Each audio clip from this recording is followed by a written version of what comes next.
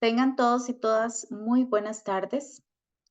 El Colegio de Ingenieros Civiles les da la bienvenida a la charla de esta tarde, Reestructuración del transporte público urbano y su integración con el sistema BRT en la ciudad de Managua, Nicaragua, a cargo de la ingeniera Daniela Segura Segura. Antes de presentar a nuestra panelista, recordarles que pueden colocar sus consultas en la pestaña de preguntas y respuestas que se encuentra en la parte inferior de esta aplicación. Estas serán evacuadas al finalizar la conferencia. Por otra parte, la charla está siendo grabada y será colocada en el canal de YouTube del Colegio de Ingenieros Civiles, el cual los invitamos a suscribirse. Y por último, el Colegio de Ingenieros Civiles a partir de este año está realizando certificados de participación por los webinars, por lo que es importante que su nombre aparezca completo en la aplicación para que así salga su certificado.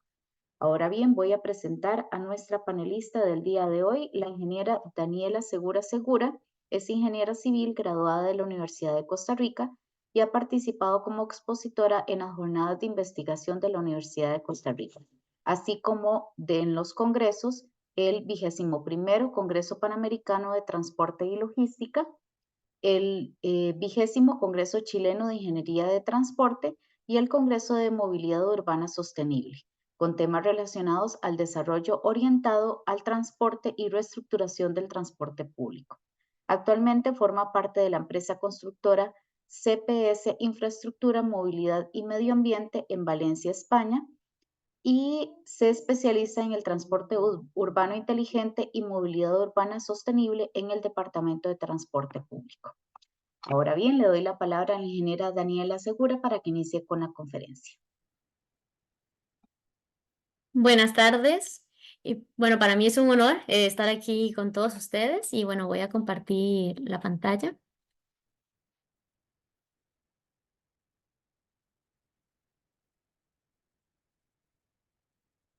Mm,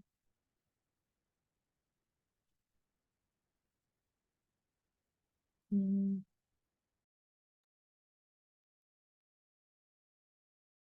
Porque que tengo aquí está, ya, que me estaba bloqueando. Ahora sí, muy bien. ¿Ahí la pueden observar? Sí, Daniel, listo. Perfecto. Ahora sí. Bueno, el proyecto que les voy a compartir se titula La reestructuración del transporte público urbano y su integración con el sistema Bus Rapid Transit en la ciudad de Managua, en Nicaragua. Bueno, como ya saben, mi nombre es Daniela Segura. Para mí es un placer estar aquí con ustedes. Este proyecto, para ponerlos un poco en contexto, este proyecto, bueno, se ha desarrollado desde la consultoría en España, que es a donde yo me encuentro en este momento. Yo vine a España, bueno, a estudiar una maestría y luego me salió la oportunidad de poder trabajar y generar mayor experiencia en esta área en Valencia. Ha sido una experiencia maravillosa que a todos los que tengan la curiosidad se las recomiendo. Y bueno, este proyecto, curiosamente, justo al lado de Costa Rica, fue el que me asignaron en esta empresa. Y ha sido una experiencia increíble y quiero por eso compartirles este proyecto como una manera también de hacer una clase maestra. Ahora, todas las consultas quiero que las anoten y que al final las podamos compartir. Ahora, poniéndolos un poco en contexto, este proyecto es sumamente grande, no solamente la parte operativa, sino que también tiene otras facetas, entre las que se encuentra un análisis tarifario, un análisis institucional, un análisis legal, por lo que la interacción entre instituciones, entre profesionales, ha sido sumamente amplia. Y no solamente he estado yo, como les comento, sino que también han habido abogados, otros ingenieros, otros expertos y otros profesionales. Ahora, em, aquí les quiero presentar un poco la empresa. CPS tiene una trayectoria de 35 años y tenemos presencia en muchos países, como podemos ver, y gran parte de estos en Latinoamérica. En Colombia tenemos oficinas, en México, en Perú, también tenemos proyectos en Ecuador, en Argelia y en España es donde se encuentra la sede principal y tenemos la sede principal en Valencia, que es a donde yo vivo, pero también en otras partes de España como Madrid, Sevilla, Zaragoza y Palma de Mallorca. Ahora también como para que tengamos conocimiento de las áreas en las que se desarrolla y por tanto como les digo, que este proyecto también tenía áreas de ingeniería civil, de infraestructura, pero también tenemos lo que es el transporte público, el transporte y movilidad, las instalaciones, arquitectura, agua y medio ambiente. Y bueno, ahora sí, entrando en materia. Queda como para que tuviéramos un contexto general. El objetivo de este proyecto es plantear la reestructuración del sistema de transporte público de Managua para mejorar la calidad de vida de la población, porque este creo que es el objetivo primero del transporte público, mejorar la calidad de vida de las personas. Y para ello se desarrolla el diseño conceptual, funcional y operacional del sistema integrado de transporte público para satisfacer las necesidades, que ese siempre va a ser nuestro enfoque, satisfacer las necesidades. En este les muestro el contenido, que vamos a tener entonces un diagnóstico que es fundamental antes de cualquier proyecto. Luego también vamos a tener una evaluación de distintas alternativas, un diseño conceptual, un diseño funcional, un diseño operacional y, como todo proyecto, también conclusiones y recomendaciones que son fundamentales.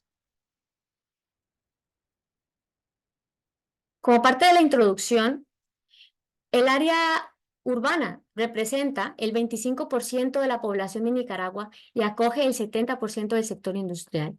Aquí hay una dependencia importante en Nicaragua con respecto al transporte público, porque dentro del análisis que se ha realizado ha dado un dato curioso. Aquí dice que el 60% de la población utiliza el transporte público. Sin embargo, también a nivel general, este comportamiento de que sea tanto el porcentaje que lo utilice no es porque sea un sistema de calidad, sino es porque las personas no tienen otra alternativa, por lo que tienden a utilizarlo, porque necesitan movilizarse.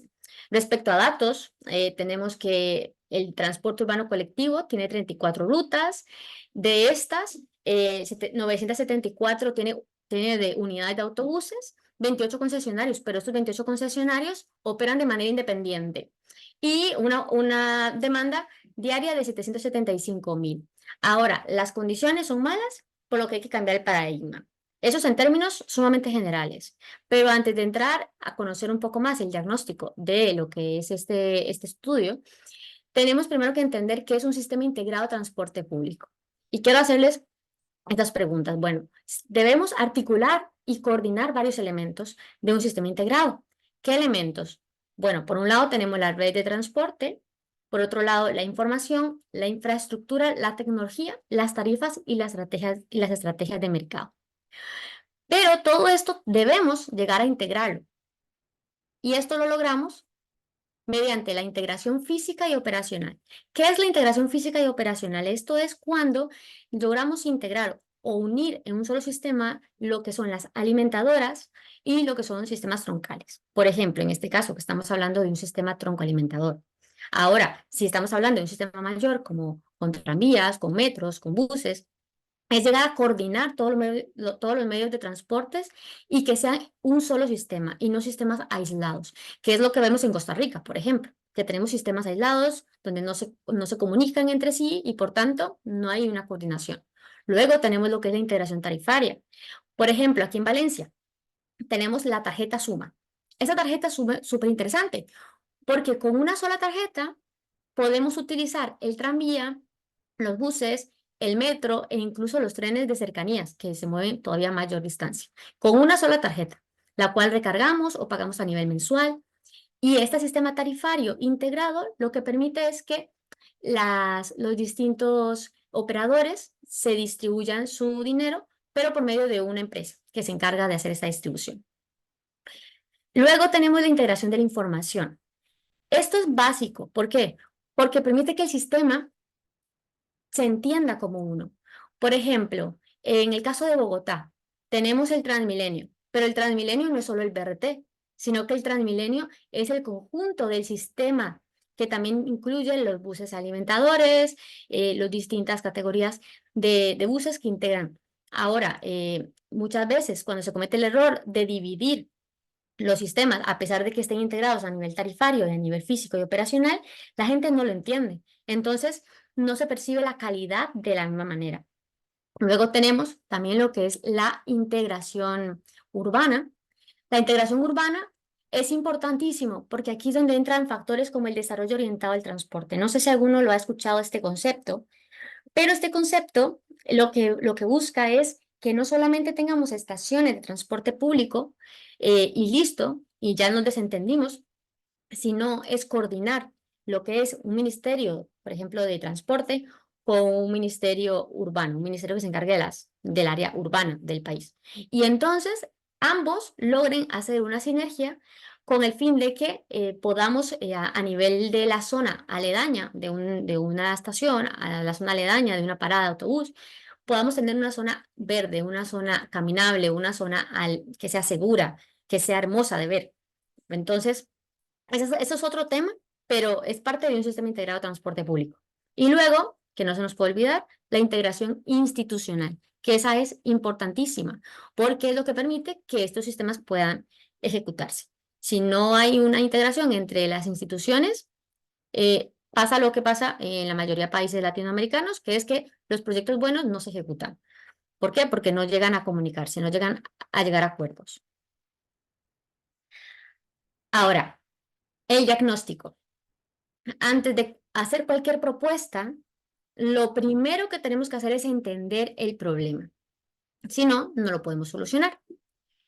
Y es por esto que en todo proyecto, primero tenemos que hacer un trabajo de campo y eso, yo no sé aquí si algunos de ustedes se dedican al área de transportes y los proyectos en estos temas, pero lo que es el trabajo de campo, lo que muchas veces menospreciamos y se lo dejamos a personas que no están capacitadas porque queremos pagarles poco, no, eso es lo peor que podemos hacer. Tenemos que buscar personas capacitadas, darle el enfoque y el presupuesto importantísimo en el proyecto, porque a partir de ahí los datos que se generen van a definir el éxito o el fracaso del proyecto y van a definir que se cumplan las necesidades o no de la población, porque si son datos falsos, de nada nos sirven. Por lo que eso es fundamental. Ahora, con respecto a la oferta, tenemos que, a partir de todos los datos que tenemos de las paradas de transporte público que se recopilaron, hicimos buffers de cobertura y se dio como resultado que el 63% de la zona poblada de Managua sí tiene cobertura de transporte urbano colectivo. Sin embargo, el 37% no tenía cobertura. Y hay una buena cobertura entre paradas. ¿Por qué? Porque estas se ubican en aproximadamente 400 metros entre una y otra, lo cual es una distancia caminable. Eso es algo positivo a nivel de promedio. Luego, parte del diagnóstico también nos arroja el cumplimiento de horarios y el tiempo de viaje. Hicimos una revisión respecto a estos dos puntos y el porcentaje de variabilidad respecto a la frecuencia, es decir, que si un autobús, en teoría, tiene una frecuencia de 10 minutos, esa frecuencia no se cumplió en una gran parte de estos. Y aquí tenemos todas las rutas de transporte urbano colectivo que le llamamos TUC y observamos las variabilidades entre cada una de estas en un día tipo, y observamos cómo estas varían de forma importante. En promedio un 34% de variabilidad, aunque hay algunas que prácticamente nunca cumplieron con su horario. Luego tenemos el tiempo de recorrido, también una variabilidad importantísima, un 19%, aunque hay algunas que llegan incluso al 60 y al 50%. ¿Y esto por qué? Por la congestión, porque no tenemos un carril exclusivo, no tenemos características tecnológicas que nos permitan que nuestros buses lleguen a tiempo. Y dentro de estas características tecnológicas se encuentran, por ejemplo, y aquí quiero dejar también un dato curioso por si alguien está notando, para que vean estos sistemas de ayuda a la explotación. Los sistemas de ayuda a la explotación, llamados SAE, son sistemas que se utilizan en prácticamente todos los países que tienen sistemas integrados de transporte, o deberían utilizarlos, porque si no, no es realmente un sistema integrado. Y estos sistemas lo que permiten es que no se dé este tipo de variabilidad en los tipos de recorrido, porque van controlando las frecuencias, van controlando los buses con GPS y con un centro de control. Súper interesante, por si después quieren averiguar un poco más al respecto. Pero bueno, estos dos resultados, ¿qué es lo que generan? Una percepción de que el servicio es ineficiente y de baja calidad. Y yo creo que todos los que estamos aquí lo hemos experimentado también. Luego, respecto al nivel de ocupación, algo sumamente interesante es que en las horas pico se registraron ocupaciones de 151%, es decir, que si la cantidad de personas es 90 pasajeros, lo que, lo que se puede llegar a ocupar en un autobús de manera teórica o de acuerdo a sus especificaciones técnicas, en este caso teníamos 136 pasajeros, lo cual eso genera una ocupación excesiva y incluso inseguridad y bueno, incomodidad, etcétera. Entonces esto es que está infradimensionado la oferta. Luego, respecto a la velocidad media de viaje, aquí en Nicaragua, bueno, se hizo esta toma de datos del trabajo de campo y se registró una velocidad media de 10 kilómetros por hora. Eso es súper poco. E incluso es interesante porque en el 2008 también se había hecho este ejercicio y nos dio que estaban en 20 kilómetros por hora, por lo que ha habido una reducción de la velocidad casi en un 50%. Y esta reducción de velocidad, en gran parte, es por la congestión vehicular. Después, respecto a características de los usuarios, esto ya es de la demanda, tenemos que hay un porcentaje mayor de mujeres, luego hay también un porcentaje poco, solo un 13,3% de personas con movilidad reducida, pero las hay, por lo que hay que tomarlas en cuenta en el diseño de las paradas, de los autobuses, que tengan facilidades para ellos. Luego, la nacionalidad, vimos que los que utilizan el transporte público en el 98,2% son nicaragüenses, lo cual nos da un entendimiento de que no es atractor turístico usar el autobús o el sistema de transporte. Y muchos dirían, pero ¿cómo un turista usa el transporte público? Pues sí, digamos, en estos países, en países como bueno, como España o en distintos países donde hay sistemas de transporte público eficientes, los turistas preferimos el transporte público.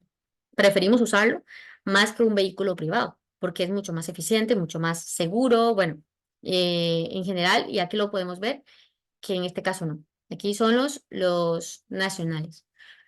Luego, respecto a la edad, tenemos que hay una edad en principio que predomina, que es entre 18 y 44 años, o incluso, bueno, si tomamos los dos rangos mayores, hasta los 64 años, tanto en hombres como mujeres, lo cual es una edad que coincide con lo que son las personas activas a nivel laboral, y aquí lo vemos en esta otra gráfica.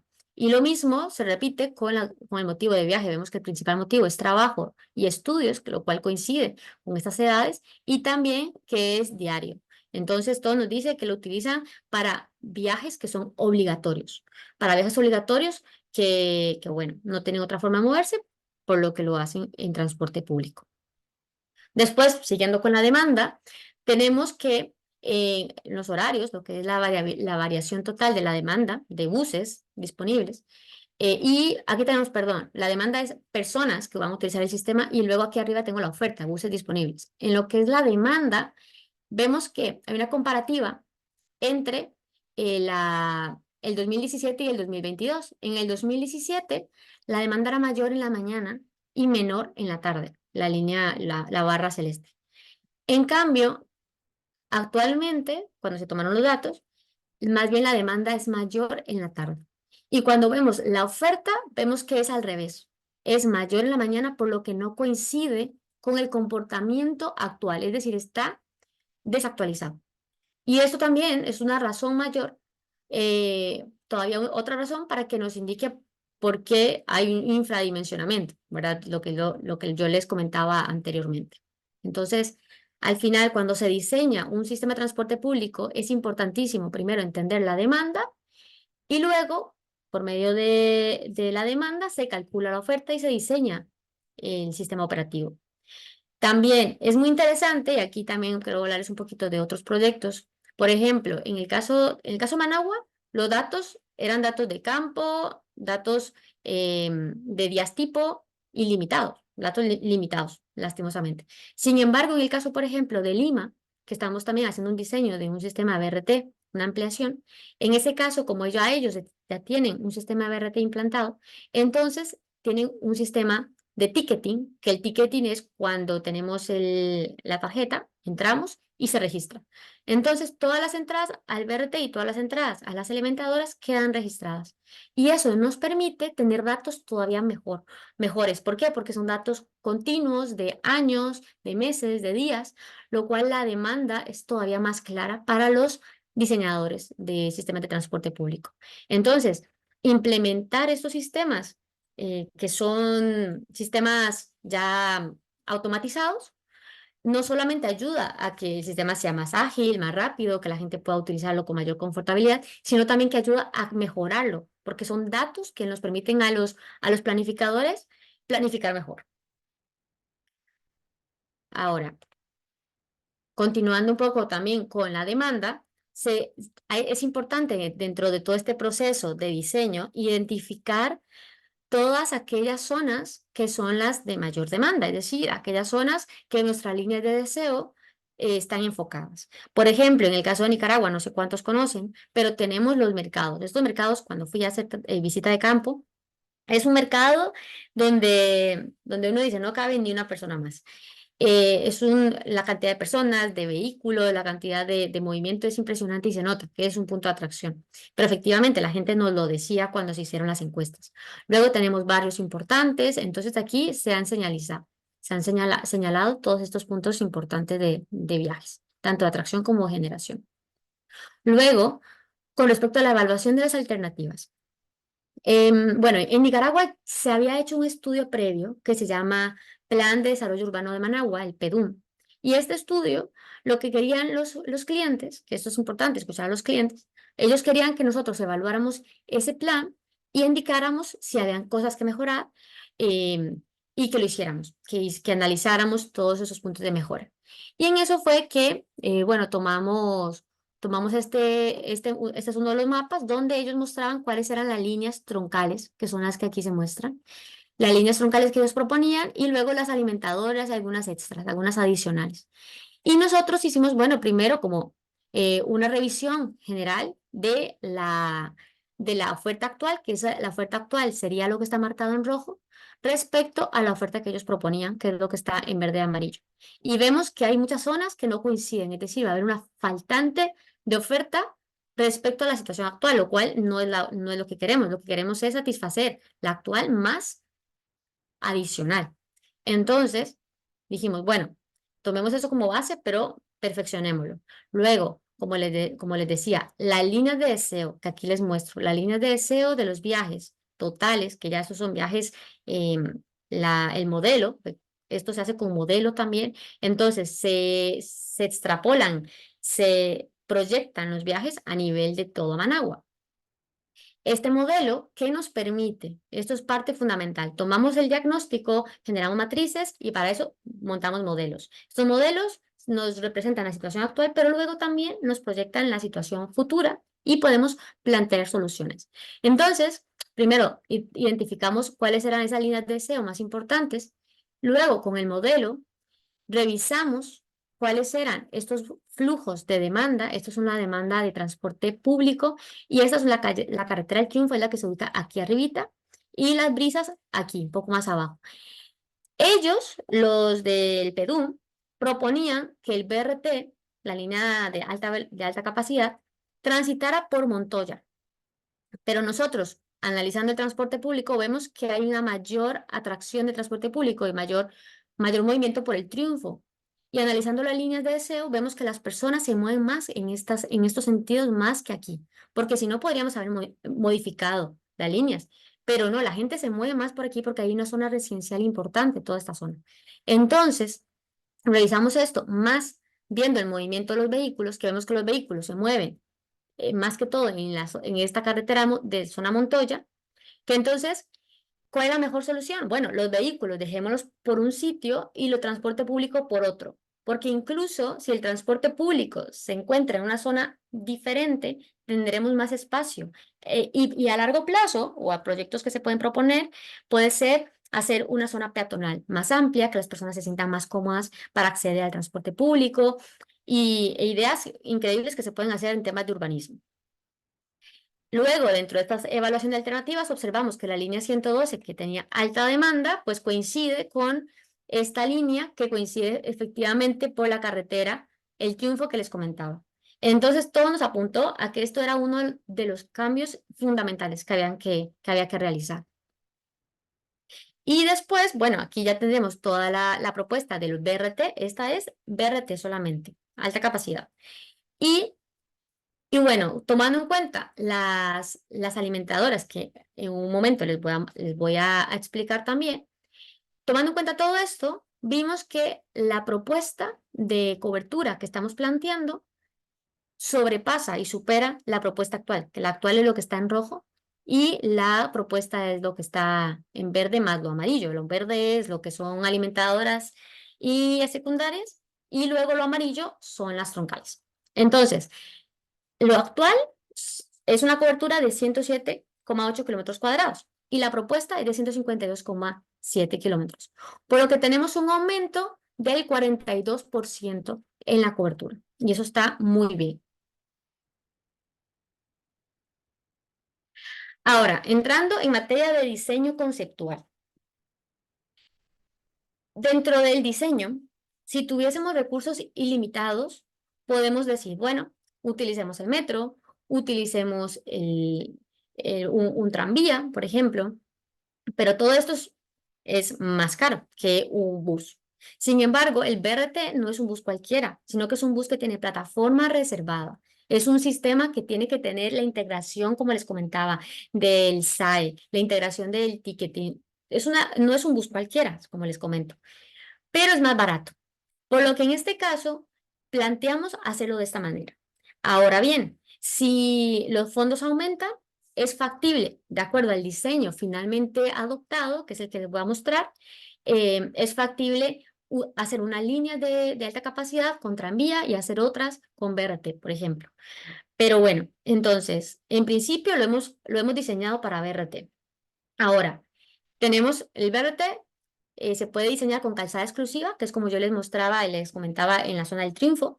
Luego también vemos ejemplos de esto en Bogotá. Cuando fui a visitar Bogotá, le tomé algunas fotitos. Y luego tenemos lo que son buses, el bus del Transmilenio, otras tipologías de buses, que a veces estamos solo enfocados en que los buses convencionales, los que conocemos de toda la vida. Pero no, existen distintos tamaños, lo cual nos puede facilitar darle bus a algún pueblo que no tenga tanta demanda, pero que bueno, tiene personas. Entonces, los buses pequeñitos también nos funcionan.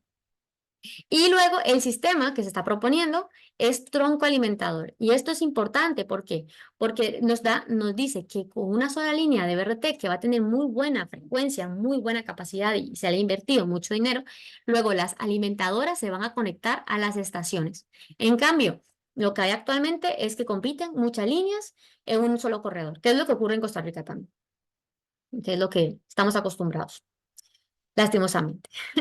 Ahora, con el criterio de diseño conceptual, vamos a ir de lo general a lo específico. Entonces, el diseño conceptual que hemos tenido, bueno, estas son las líneas actuales y lo que señalo en amarillo son las líneas de alta capacidad que se estarían proponiendo. Ahora, en el corto plazo, que es el 2025, se propone una línea BRT en Juan Pablo II, que es esta carretera.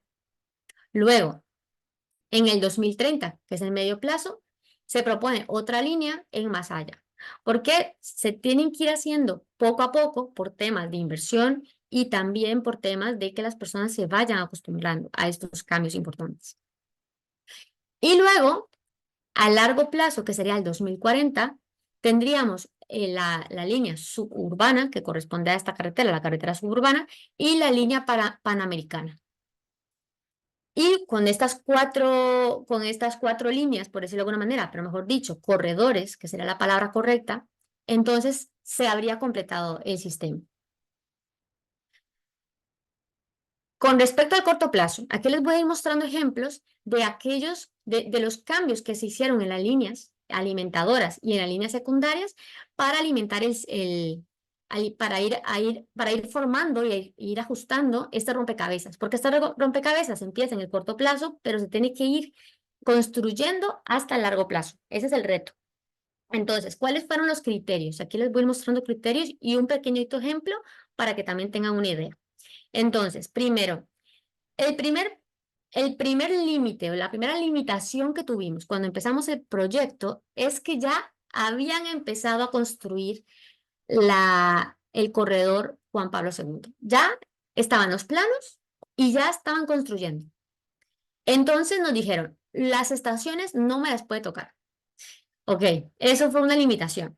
Entonces nos tuvimos que ajustar.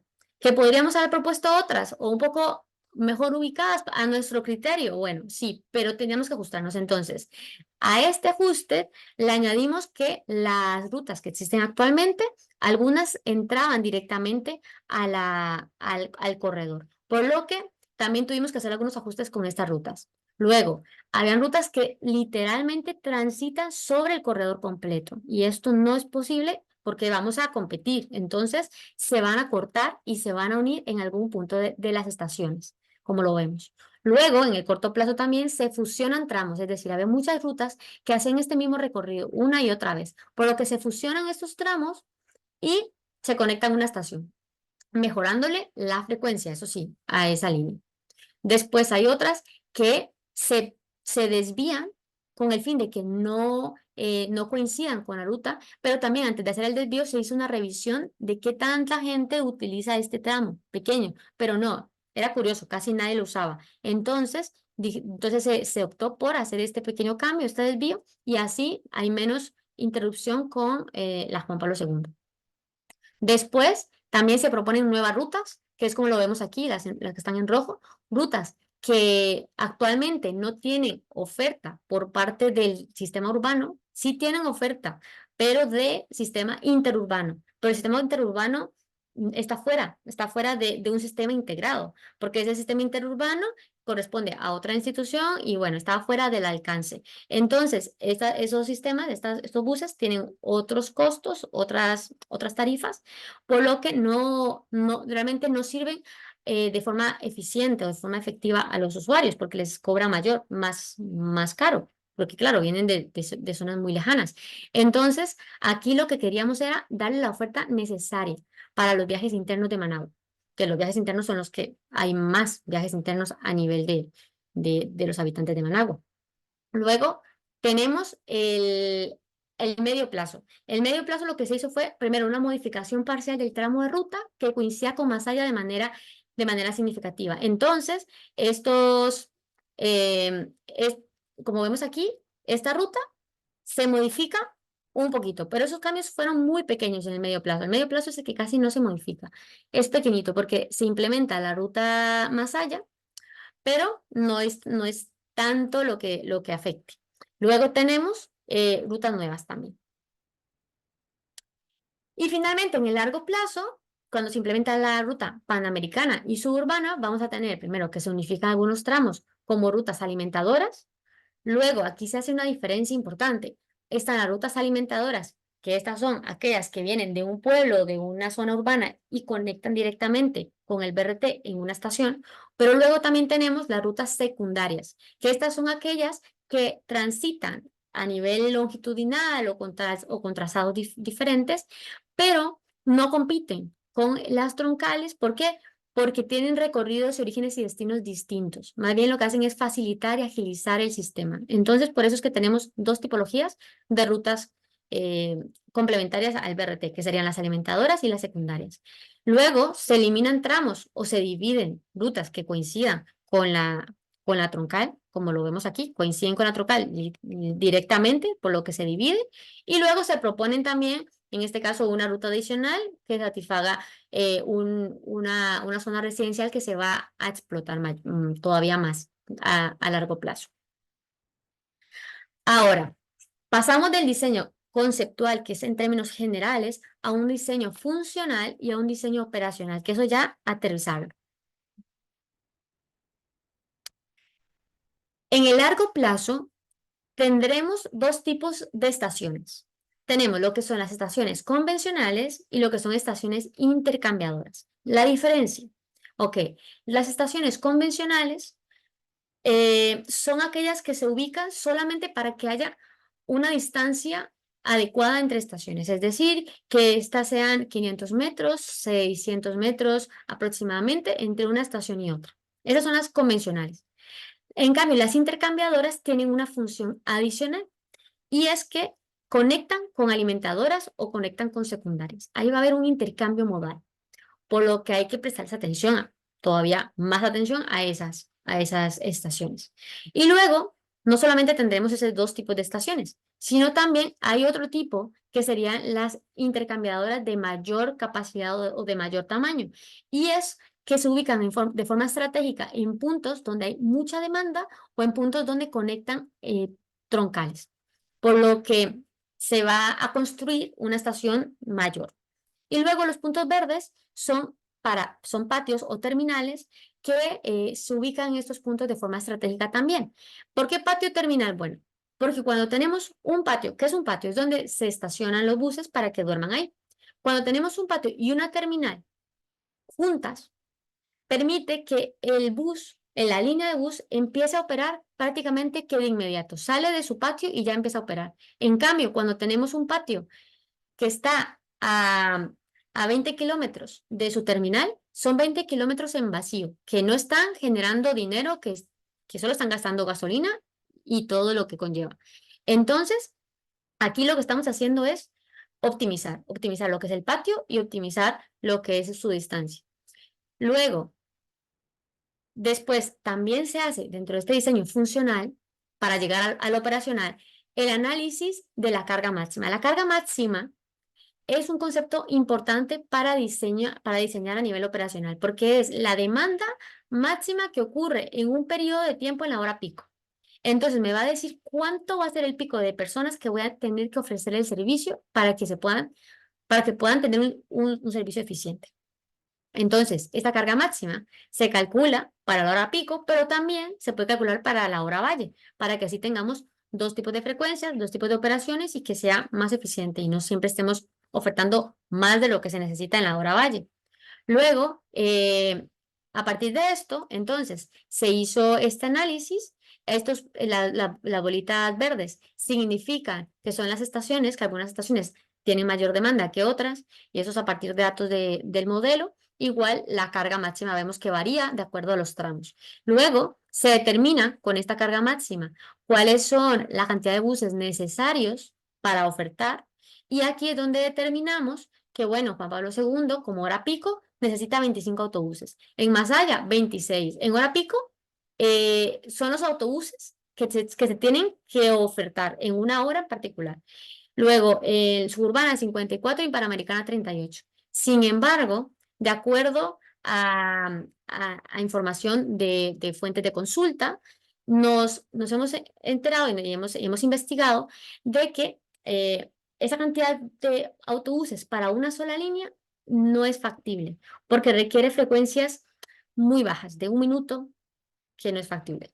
Por lo que se proponen varias líneas, es decir, que lo que teníamos inicialmente considerado, que eran 4 líneas, una por cada corredor, finalmente vamos a proponer 9.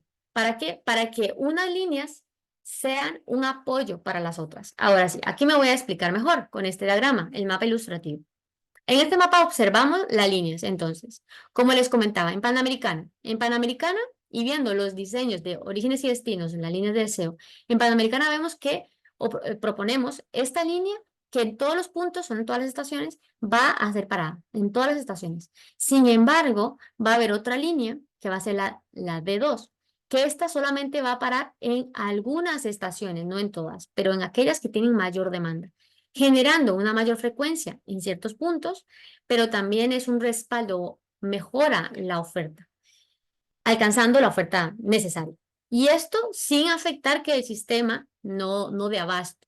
Por eso es que se hace esa propuesta de, bueno, una doble línea. En este caso, en Suburbana, no daba abasto con 2 líneas. Se tuvieron que proponer tres líneas. Entonces, vemos que una llega hasta la estación Enacay y cubre todo hasta la última estación. Sin embargo, tenemos esta otra línea que más bien nos combina un poco Panamericana con la Suburbana. Y una tercera que estaría reforzando este tramo, que este tramo era el que nos daba la línea más gorda, roja, que es donde hay mayor demanda. Y coincide con mercados súper importantes, como el mercado Roberto Güemes y el mercado Iván Montenegro. Entonces, finalmente, se hace una propuesta de este mapa ilustrativo del Sistema Integrado de Transporte Público. Y estos mapas son fáciles de entender porque aquí traen bueno, aquí en la esquina mostramos lo que es la simbología, y son mapas que buscan que el usuario pueda entender el sistema de manera más clara.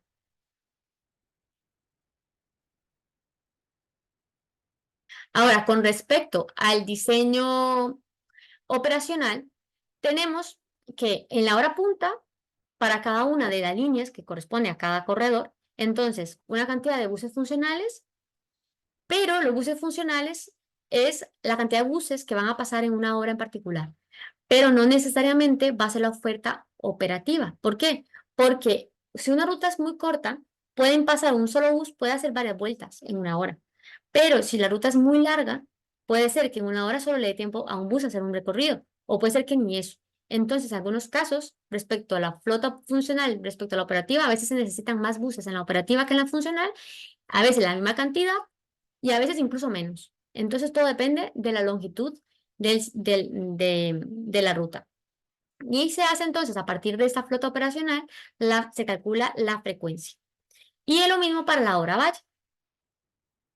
Vemos que hay frecuencias sumamente buenas, 3 minutos, 3 minutos. Hay otras que son 12. ¿Pero por qué? Porque es la línea de refuerzo. Entonces, realmente las personas van a percibir que el bus está pasando no cada 12 minutos, sino cada 3 minutos o menos incluso. Ahora, la cantidad de autobuses operativos a adquirir por tipo de combustible va a haber una diferencia porque tenemos el diésel y tenemos el eléctrico. El eléctrico es mayor porque tiene un rendimiento de 230 kilómetros. En este caso lo hemos utilizado con este monto porque Managua es muy caluroso y se tiene que penalizar un poco el rendimiento por el uso del aire acondicionado. Luego tenemos lo que son las rutas alimentadoras y secundarias. Vemos que respecto a las alimentadoras y secundarias, entre más cortas, más eficiente. Y luego aquí vemos que las cortas son 8, las medias son 15, que es un valor intermedio, un valor bueno, que va a estar bastante bien, y las largas 11, por el recorrido y por la demanda. Ahora, respecto a las largas, estas son principalmente secundarias. Y luego las alimentadoras, vemos que tiene una mayor proporción de alimentadoras respecto a las secundarias de las que yo les expliqué anteriormente. Eso es al diseño final. Luego, con respecto a las frecuencias de las rutas de las complementarias, vemos que las frecuencias andan alrededor de entre 7 minutos o menos, entre 8 y 15, y aquellas que tienen poca demanda por su ubicación, que son rutas muy cortitas, pero solo como para darle servicio a ciertas zonas, más de 15. Pero este 15 máximo llega a 20 minutos y en hora valle. Luego tenemos entonces lo que son los buses operativos. Vemos que hay 3 tipologías también de buses. Y luego lo que son los buses más la reserva, que es un 10% de reserva en caso de que se necesite por mantenimiento, etcétera, ¿verdad? Que haya alguna incidencia, se necesita tener esa reserva. Y ahora con respecto a las conclusiones y recomendaciones. Entonces, el nuevo sistema integrado de transporte público se basa en la demanda y lo que busca es generar mayor cobertura poblacional y espacial, mayor conexión entre las líneas de deseo, generar acceso a los puntos principales de mayor generación y atracción de viajes. Luego, el diseño toma como columna vertebral los 4 corredores. Sin embargo, estos 4 corredores se complementan con las líneas alimentadoras y secundarias. También tenemos que las troncales BRT se proponen en un sistema cerrado y central con infraestructura segregada, y esto va a permitir, primero, reducir cantidad de conflictos viales con respecto a intersecciones y otros medios de vehículo privado, y también va a mejorar la velocidad. En promedio va a tener una velocidad de 25 kilómetros por hora. Y luego se propone un total de 9 rutas que reforzarán las troncales en los corredores que hemos estudiado. Para mejorar las frecuencias de las líneas, entonces se han propuesto 3 tipologías de autobuses, como lo vimos: los microbuses, minibuses y buses convencionales. Luego, los autobuses para el sistema BRT tendrán que ser articulados, y eso es importante, que no lo mencioné, con una capacidad de 160 pasajeros por vehículos. Es casi el doble que un bus convencional. Y el diseño, bueno, lo hicimos con una capacidad del 85%, no con el 100%. ¿Por qué? Porque esto permite que haya todavía un espacio adicional para mejorar la confortabilidad de las personas. También cuando se hace la flota eléctrica, esta es de un 28%, se necesita un 28% más de autobuses. Sin embargo, bueno, los costos que se reducen en temas de gasto de combustible, etcétera, también tiene su compensación al medio y largo plazo. Luego, los costos operacionales, que eso es un tema adicional, de los sistemas de transporte público usualmente superan los ingresos. ¿Por qué? Porque son sistemas que requieren una inversión importante, por lo que superan los ingresos del costo de un tiquete normal, de un tiquete de un usuario.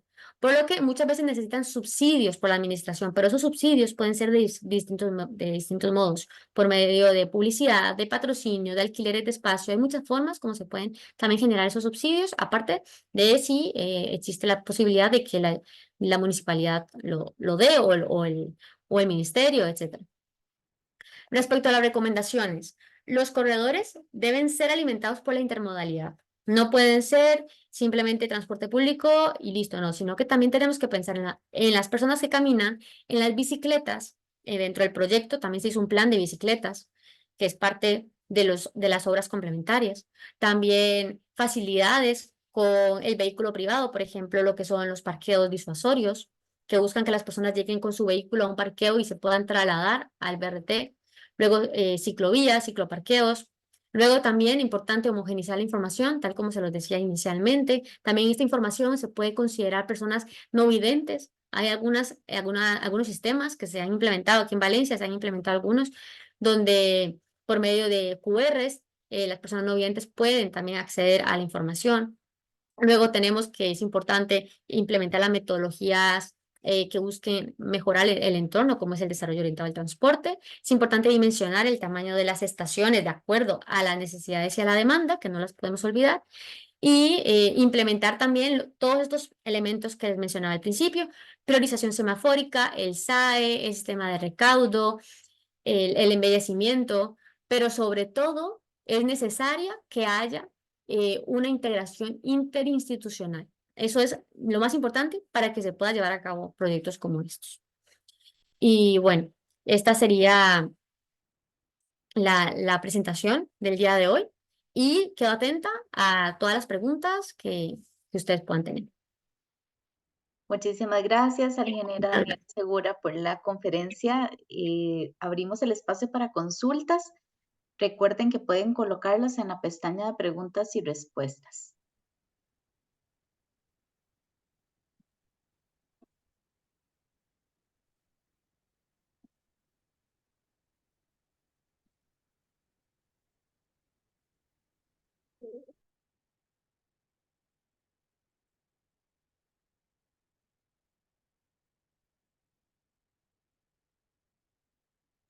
Ok, ya tenemos algunas por acá. Doña Yamilet Corrales consulta cómo es la conexión con el transporte internacional terrestre. Con el transporte internacional, bueno, sí, los autobuses. Esos autobuses se toman en consideración como buses interurbanos. En este caso son internacionales de Costa Rica o de otras partes de Centroamérica, por ejemplo. Bueno, en este proyecto en particular, el alcance era específicamente el diseño urbano de los autobuses, porque era un proyecto de la alcaldía de Managua. Entonces, esa era nuestra limitación.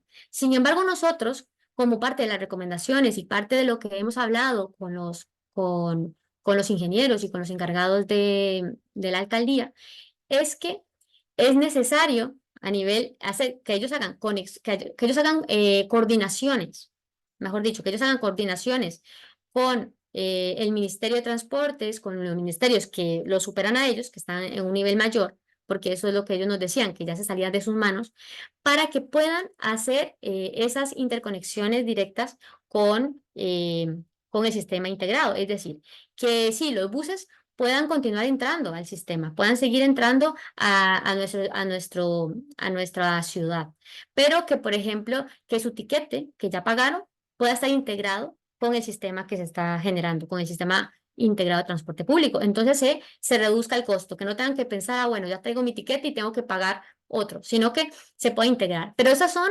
proyectos y son mejoras que en este proyecto en sí no las podíamos incluir, se las podíamos incluir como recomendaciones.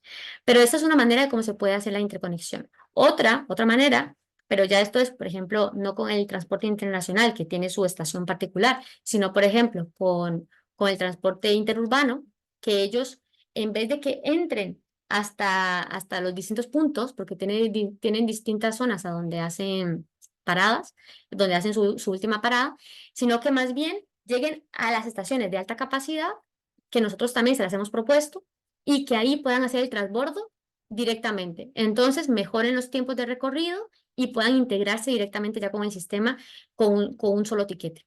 Pero ya esa integración es otro nivel de integración que es como el siguiente paso. Ya superaría el largo plazo, pero es la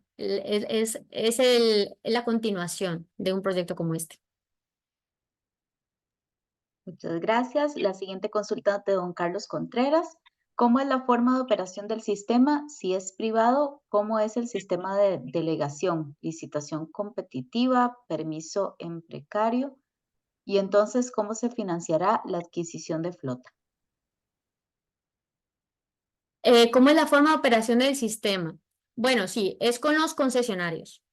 Entonces, se tiene una entidad, que esta sería una entidad que se encargue lo que hay que proponer o lo que se propuso, es una entidad que en este caso el IRTRAMA es la institución que se encarga de operación de todo el sistema de transporte público. Entonces, esta institución se encargaría de hacer la división a nivel de licitación pública de las líneas. Y todos estos operadores que existen actualmente deben ofrecer lo que IRTRAUMA les está pidiendo como requisitos para dar un servicio de calidad. Entonces, bueno, así es como funciona. Tenemos una entidad centralizada, que es la que debe controlar también los temas tarifarios, que debe controlar el sistema que se cumpla con los estándares de calidad y em, y que las licitaciones sean transparentes y competitivas, que todas las personas, todas las entidades o empresas puedan acceder a la oportunidad de formar parte de este sistema. Y bueno, ¿y cómo se financiará la adquisición de flota? Bueno, eso es un tema, en el caso de Managua, es un tema sensible, todos los temas tarifarios y económicos. Ellos, bueno, pueden optar por opciones como préstamos, que a veces que por ejemplo este proyecto es como un préstamo internacional, em, o por alternativas, como es esto de hacer subvenciones con patrocinios y con otros elementos, como les comentaba anteriormente, que van a permitir que el sistema sea sostenible. Pero bueno, realmente el Estado es el que debe, en primera instancia, de hacer un subsidio importante económico. Y es por eso que el Estado es donde debe comprometerse con el transporte público. Y esta parte es la clave. La clave, lo que nos diferencia en gran parte de los sistemas o de los países latinoamericanos donde al transporte público no se le da la importancia que requiere a países europeos donde el transporte público se convierte en uno de las partidas económicas más importantes. Muchas gracias. La siguiente consulta es de don Jaime Allen. ¿Nos podría ampliar más detalles sobre los demás estudios realizados y la coordinación interinstitucional en Managua para llevar a cabo la implementación del estudio? Bueno, respecto a esos otros estudios, tenemos por un lado, se hicieron diseños, bueno, estamos con otra empresa y esa otra empresa, Bielka, se ha encargado todo lo que son los diseños de infraestructura, entonces de algunas intersecciones que se le llaman como las intersecciones principales, las más importantes. Entonces, se ha hecho, son uno de los estudios. Luego también tenemos estudios de tráfico que se realizaron para verificar que la implementación del corredor, que es un corredor que estaría bloqueando varias de las intersecciones, sin embargo, también se propusieron intersecciones semaforizadas. Es todo un plan maestro que también se tuvo que pasar por un análisis de microsimulación. Entonces, ese es otro estudio que también se realizó como complementario. Luego tenemos lo que es el estudio de la modelización, que este sería el estudio de la demanda con Visum, particularmente se hizo con ese software de PTV. Luego también tenemos software otros estudios como el análisis tarifario, el análisis de proyectos complementarios como las ciclovías. Bueno, es una serie de estudios que se han tenido que realizar como entregables. Al final, solamente de transporte público y de lo que conlleva también la parte institucional y todo esto, y toda la organización y todas las propuestas, son 8 entregables. Entonces, y este de la reestructuración es solamente uno. Entonces, para que se den una idea de la magnitud de un proyecto como este. Y luego la coordinación interinstitucional para llevar a cabo esta implementación. Esto, bueno, hemos estado en constante comunicación con la alcaldía, en constante comunicación con IFTRANMA, que es, como les digo, que está la entidad que se encarga del transporte público, y ellos han tenido buena comunicación. Sin embargo, también hay otras personas que están por encima de ellos, que es ahí a donde este proyecto ellos deben llegar a coordinar con estos ministerios para que también haya un apoyo por parte de ellos. Pero yo creo que en sí, en este caso de Managua, lo interesante, y es lo que nos diferencia de Costa Rica, es que Managua, al ser solamente una alcaldía y un territorio específico, que está liderado por una sola alcaldía, entonces es más fácil poderlo coordinar, porque ellos lo coordinan con su trama. Sin embargo, en el caso, por ejemplo, de Costa Rica, que tenemos varias municipalidades que conforman la gran área metropolitana, que sería el punto ideal de poder hacer un análisis de este tipo, de un sistema integrado, ahí tenemos que coordinar no con una alcaldía, no con una municipalidad, sino que vamos a tener que coordinar con muchísimas. Y es ahí a donde se vuelve un reto mayor. Pero esa es la ventaja, por decirlo de alguna manera, que tiene Managua con respecto a su coordinación. La siguiente consulta es de Gerald Villalobos. Pude observar que se usaron buffer de 700 metros, supongo, a 500, según el tipo de transporte. ¿Qué tipo de norma se utiliza para diferenciar el buffer dentro del cual incide el servicio de transporte? Bueno, es una excelente pregunta porque yo también la he querido encontrar. La he buscado, pero no existe una norma que nos pueda definir esos buffers. E incluso en el proyecto de Lima, en el que estoy ahora, he sido más estricta todavía y he definido buffers de 500 y 300 metros. Pero eso, al final, los 700 metros no es tan mal. Eso es una distancia que se considera para BRTs y para metros. Es una distancia para alta capacidad. Y los 500 metros, una distancia que se aplica en los diseños que actualmente funcionan y que tienen éxito y que las personas están dispuestas a caminar. Eso. Y luego tenemos lo que son los, eh, los de 500 metros, que esos son para los autobuses de alimentadoras y las de las rutas secundarias, que también, de acuerdo a estudios prácticos y al comportamiento de las personas y lo que la gente está dispuesta a realmente hacerlo en el ámbito cotidiano, también se ha verificado que, bueno, y son estudios, por ejemplo, el ITDP es uno que en su diseño de la guía de BRT lo indica, o incluso otros estudios que lo mencionan. Sí, se ha usado 500 metros como distancia promedio de que una persona está dispuesta a caminar. Pero claro, si logramos menos es mejor. Sin embargo, a veces no es factible lograr una distancia menor. Pero también en un caso de una línea de alta capacidad, tampoco, porque no vamos a estar parando cada nada, si no, no adquirimos una velocidad. Entonces, es por eso que se estima en esos rangos. Pero no hay una norma en sí. No, por lo menos yo que he buscado, nunca la he encontrado y personas que les he preguntado tampoco me han logrado mencionar alguna en particular. Doña Yamilet Corrales consulta que los autos particulares en Costa Rica tienen placa centroamericana, que si hay condiciones políticas para viajar a Managua desde aquí. Bueno, esa pregunta no te la sabría contestar, particularmente como que si uno con un vehículo puede viajar a Managua. Yo me imagino que al pasar por la frontera debe cumplir con los permisos y trámites y con la hoja de que ellos solicitan como requisito, incluso si no va solo como particular. Pero bueno, esa pregunta sí no sabría cómo entrar porque son temas ya fuera de un ámbito de la reestructuración en sí, ya son temas particulares de cómo funcionan a nivel político, temas de vehículos particulares. Ujú. Don Carlos Contreras consulta cuál fue el costo del proyecto, cuánto de este monto se destinó al levantamiento de la demanda y los datos de infraestructura existente y cuánto tiempo fue necesario para el desarrollo del proyecto. Bueno, don Carlos, le puedo contestar el tiempo necesario para el desarrollo del proyecto, que este fue bueno, 2 años, 2 años en total. Sin embargo, han habido momentos donde han entrado revisores, por ejemplo. Entonces, el proyecto se podría haber terminado en 1 año y medio, pero por medio de que entraron agentes externos a revisar el proyecto, etcétera. Entonces, ha habido una prolongación del tiempo para la entrega final.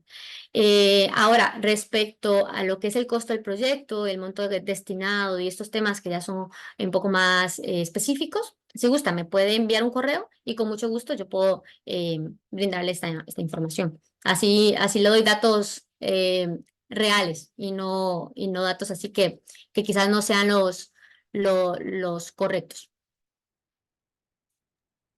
Y la última consulta que tenemos de don Jaime Allen dice, justo por ahí iría la siguiente pregunta. Desde su experiencia, ¿qué pasos deberían pasar en Costa Rica, en Nagam, para poder avanzar en este reto de implementar un sistema así? ¿Podría hacer comparaciones con Valencia, Managua, Lima u otras ciudades? ¿Qué sistema político podría servir en la GAM? Bueno, este sería mi sueño, llegar a tener un sistema integrado en Costa Rica y yo creo que lo podemos llegar a tener.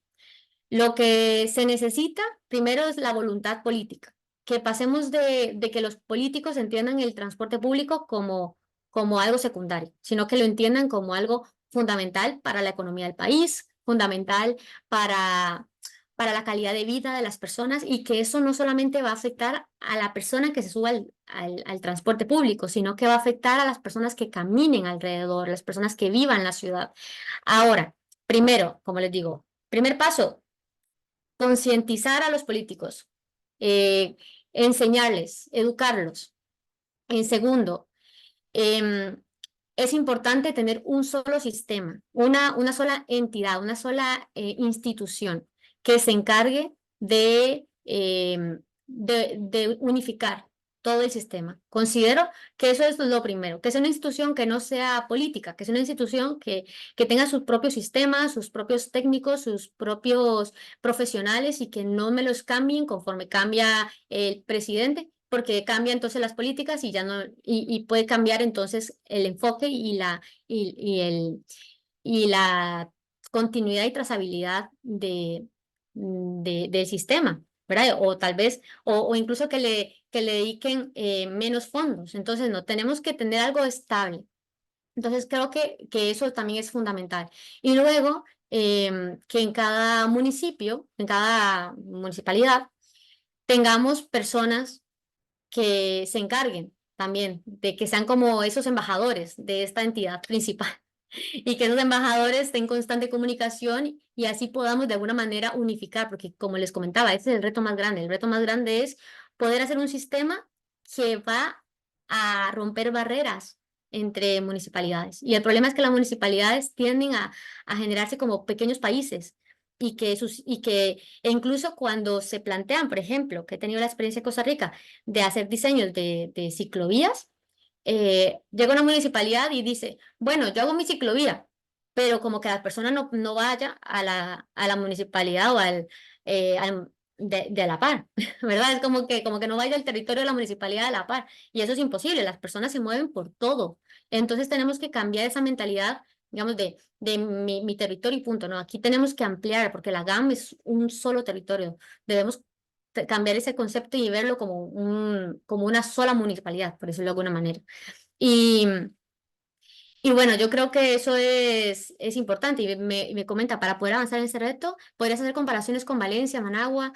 Yo creo que sí es posible hacer comparaciones, porque al final los sistemas es ajustarlos a cada país, pero las bases son las mismas. Un sistema de ayuda a la explotación, un sistema de ticketing, que la gente vaya pagando, un sistema de información.